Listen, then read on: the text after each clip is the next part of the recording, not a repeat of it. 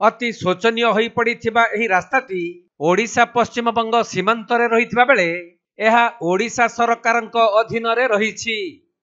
किंतु एही रास्तार अवस्था अति विपर्यस्त होई पड़िथिबारु लोकमाने जीवा आसिबा करिबा पई बहु असुविधार सम्मुखीन हेउछंती, जहा कि रास्तारे गभीर गर्त सृष्टि हेबा सह कादुओ भर्ती होई अति शोचनीय होई पड़िछि। फलरे समय समय रे छोट बड़ दुर्घटना मध्य घटुछि। देखंतु एरा रास्ता हमर 5 वर्ष 6 वर्ष हो गेलानी, ये भितरे थरे हेतिला दे आरी खराब हो गेलानी। आमे ये करूछि जे रास्ताटा जेमती हो केते असुविधा सम्मुखीन बहुत असुविधा माने केते लोक जीवा आशा करନ୍ତି बहुत लोक जीवा आशा करूछंती। रास्ता केडी केडी संजोग हमर बागड़ारू बेंगल बॉर्डर बहुत आमे हरियाणा होछु। आ तबे मयूरभंज जिला सोलियापदा ब्लॉक अंतर्गत बाघड़ारू एही रास्ताटी पश्चिम बंग को संयोग करिछि। काल बैशाखी वर्षारे एही रास्तार अवस्था जेपरि बेहाल होईछि, वर्षा ऋतुरे एही रास्तार अवस्था किपरि हेउथिबो ताहा स्पष्ट अनुमेय। रास्तार अवस्था एपरि विपर्यस्त होई पड़िछि जे गाड़ी चलाचल कष्टकर होई पड़ुछि। तेणु एही रास्ता देई यात्री मानकु नै जाउथबा गाड़ीर ड्राइवर माने समस्यार सम्मुखीन हेउथबा कथा कहिसंती।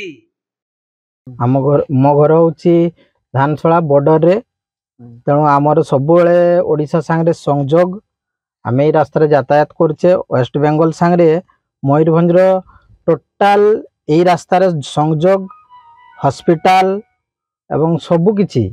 तेणु आम एही रास्ताटा पई जदि गवर्नमेंट किछि देखि थांते तने आमे उपकृत होई थांते। तेणु आमे गवर्नमेंट को करजोड़ी हाथ जोड़ी कहूचे जे रास्ता पई टिके देखंतु जे शीघ्र जंती सुराहा हुए। तबे एही रास्ता उपरे उभय ओडिशा और पश्चिम बंगर लोक माने निर्भर करंती। पश्चिम बंगर रोगी माने बारिपदा मेडिकल को चिकित्सा पई आसुथबा बेले व्यावसायिक कार्य पई ओडिशार लोक माने एही रास्ता देई पश्चिम बंग को जाउछंती। किंतु रास्तार अवस्था एपरि होई जाइछि जे लोक माने यातायात करिबा पई भय करूछंती। दिन समय रे जेन तेन प्रकार एही रास्ता रे यातायात करुथिले भी राति रे एही रास्ता देई यातायात करिबा बहु कष्टकर। तेणु ओडिशा सरकारक स्थानीय विभागीय अधिकारी माने एही रास्ता को मरामती करि देबा पई लोक माने अनुरोध करिसंती।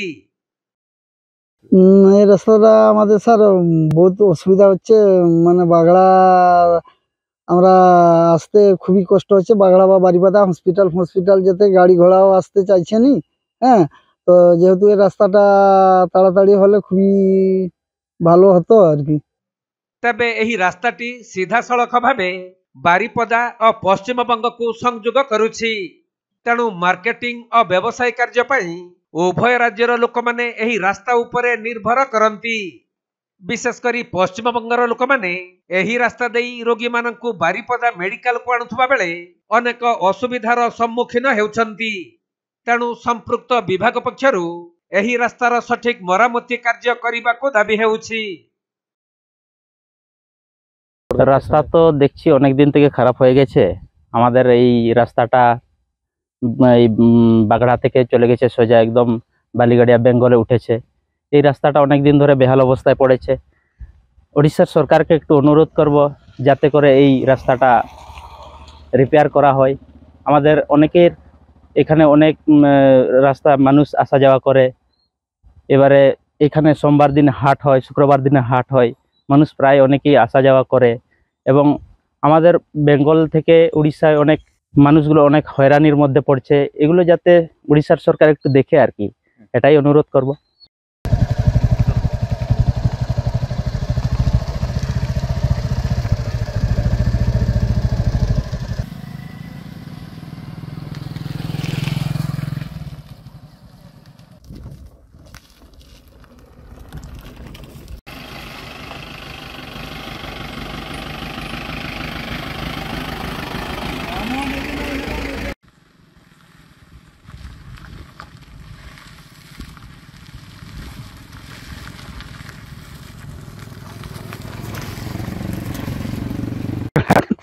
मयूरभंज जिला मुरडारू ज्ञानरंजन बेहेरा रिपोर्ट, कोणार्क लाइव।